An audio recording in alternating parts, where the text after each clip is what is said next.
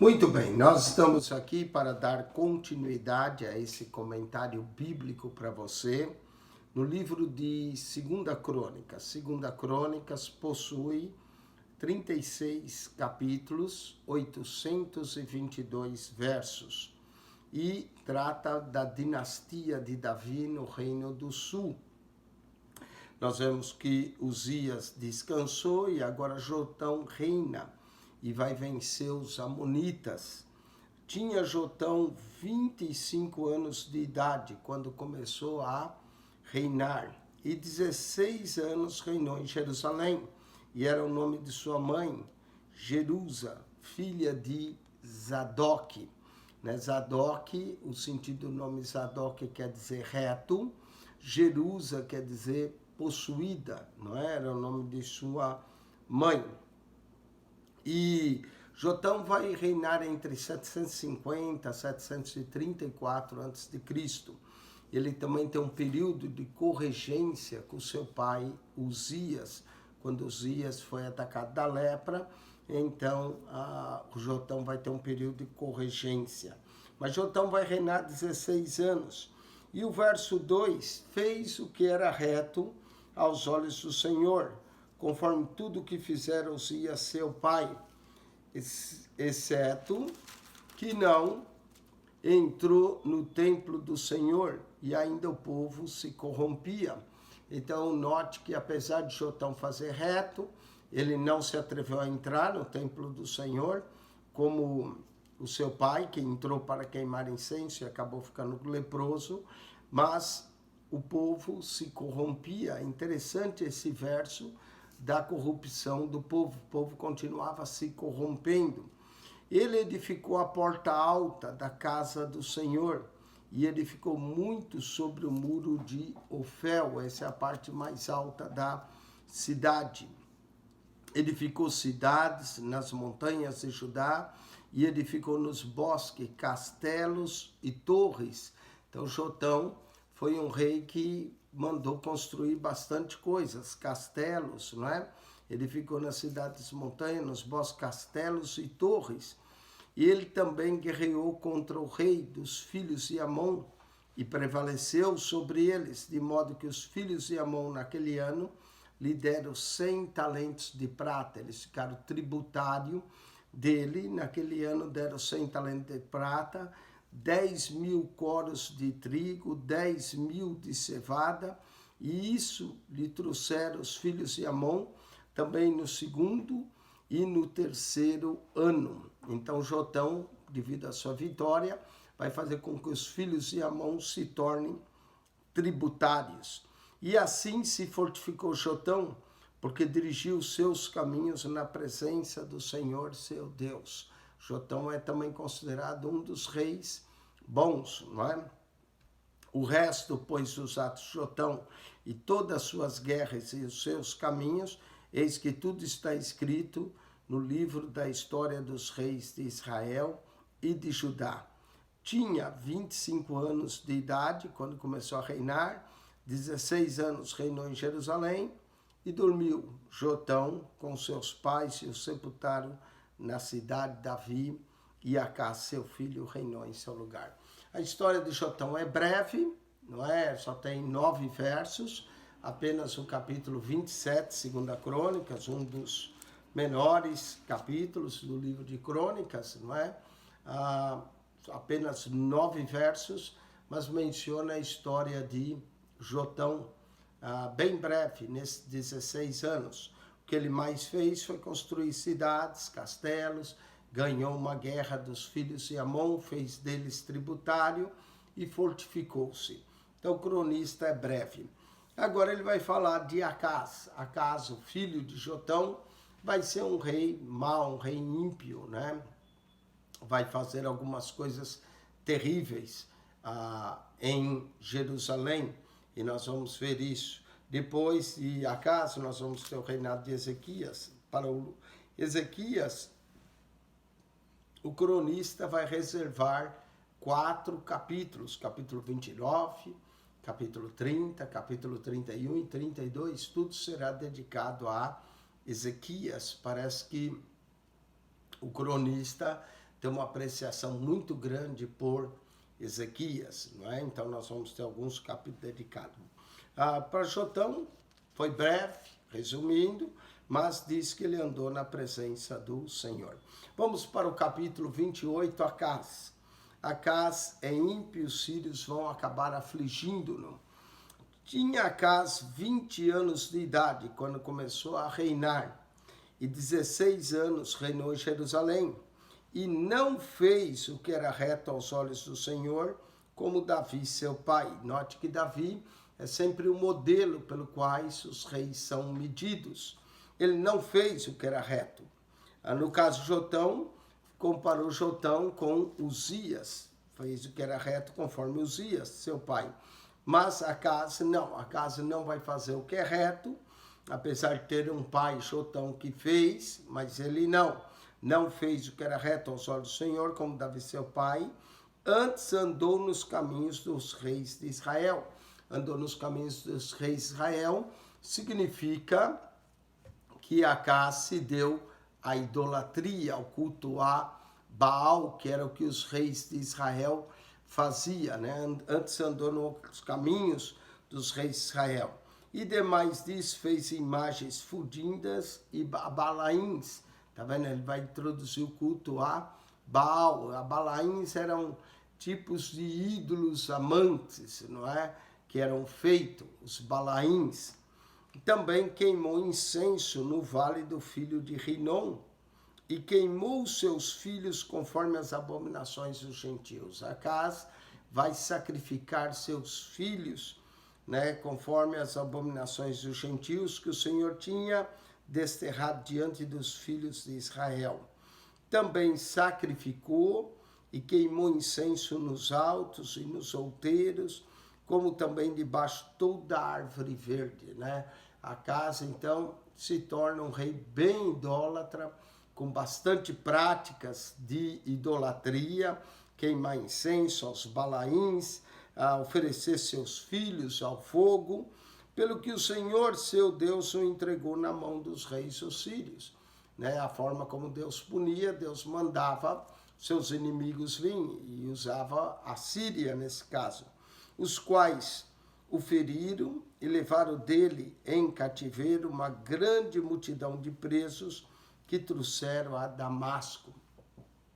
Nós vamos notar que em Damasco sempre vai haver um grupo de judeus, inclusive Paulo, quando ele estava indo à perseguição dos crentes, ele estava indo para Damasco, porque nota que ali havia uma sinagoga em Damasco, na Síria, porque vai levar cativo esses homens, não é? Uma grande multidão de presos trouxe a Damasco. Também foi entregue nas mãos do rei de Israel, o qual o feriu com grande ferida.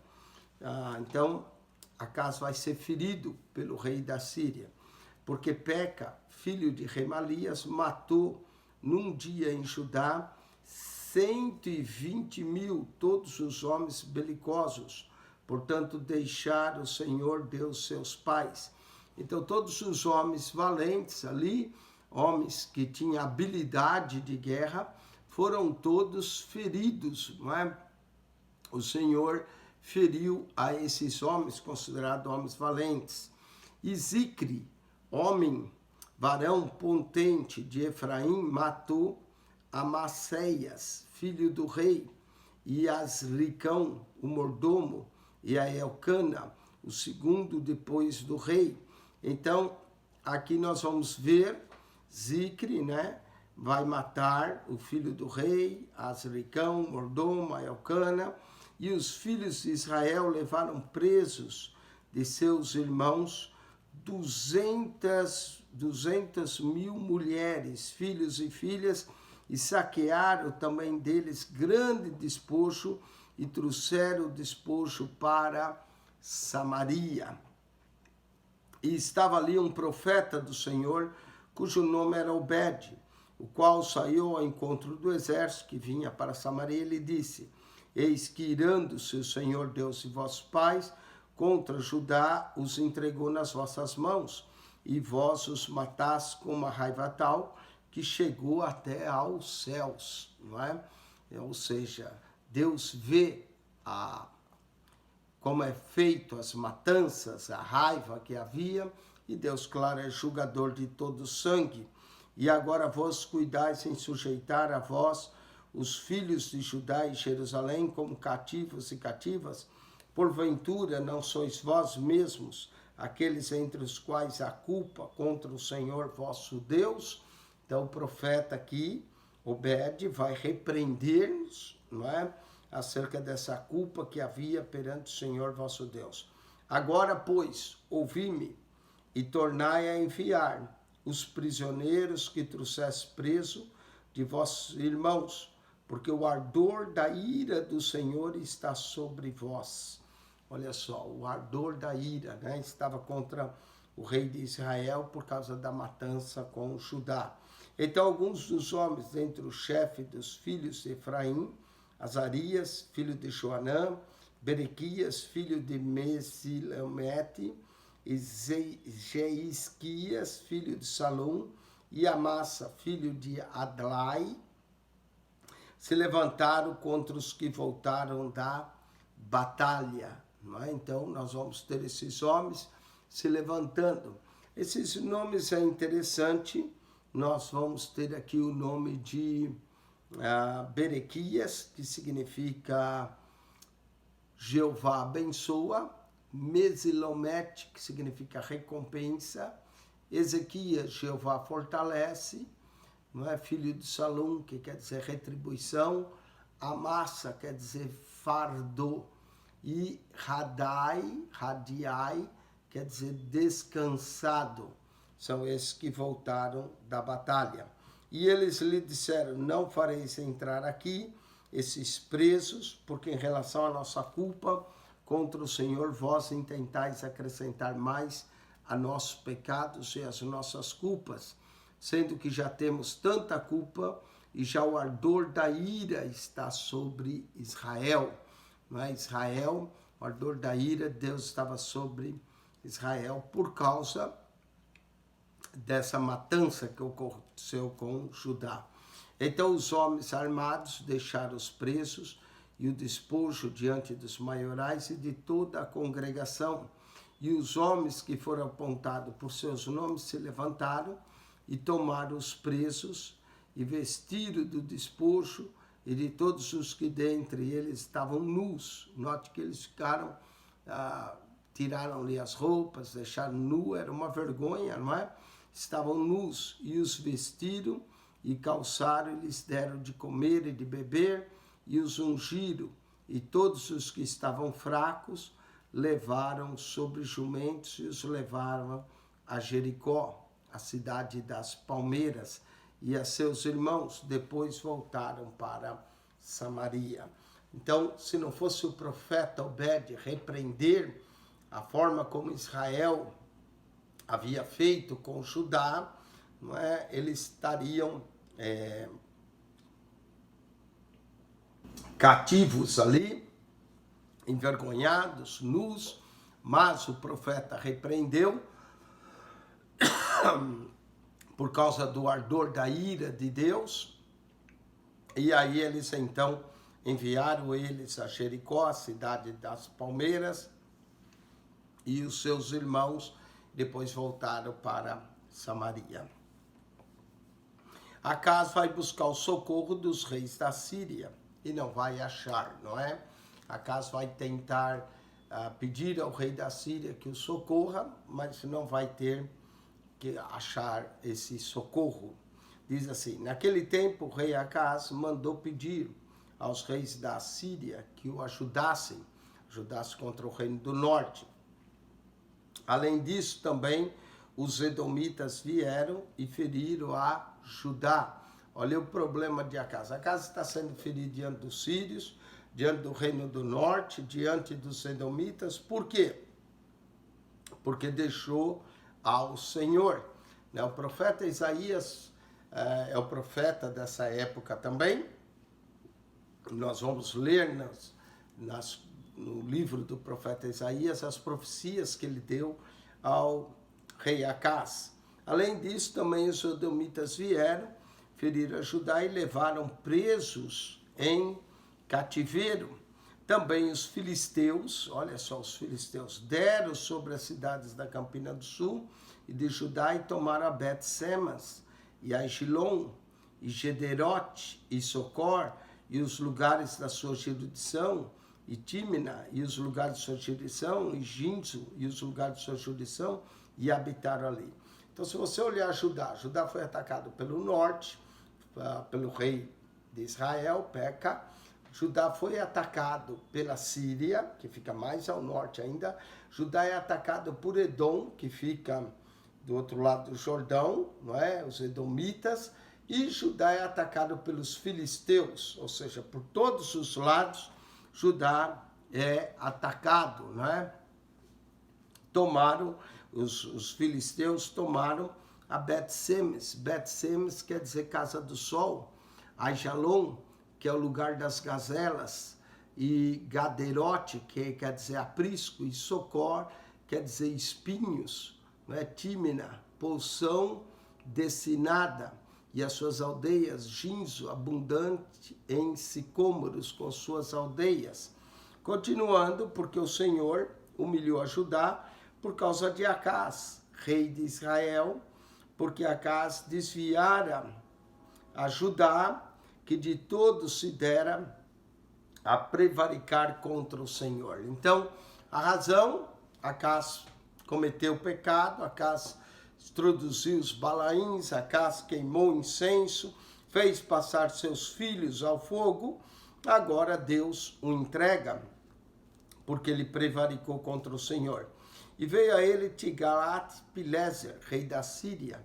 Esse Tiglat-Pileser foi o mesmo que já tinha destruído o reino do norte e levado cativeiro. Porém, o pôs em aperto e não o fortaleceu, porque Acás tomou uma porção da casa do Senhor e da casa do rei e dos príncipes e deu ao rei da Síria, porém não o ajudou. Não adiantou ele pagar, dar o ouro, a prata que tinha na casa do Senhor, Tiglat-Pileser não vai ajudá-lo.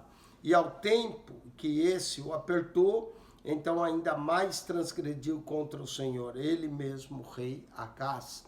Mas em vez de ele se arrepender e buscar ao Senhor, pedir perdão, não, ele transgrediu mais ainda, porque sacrificou aos deuses de Damasco, que o feriram, e disse, visto que os deuses dos reis da Síria os ajudam, eu lhe sacrificarei para que me ajude.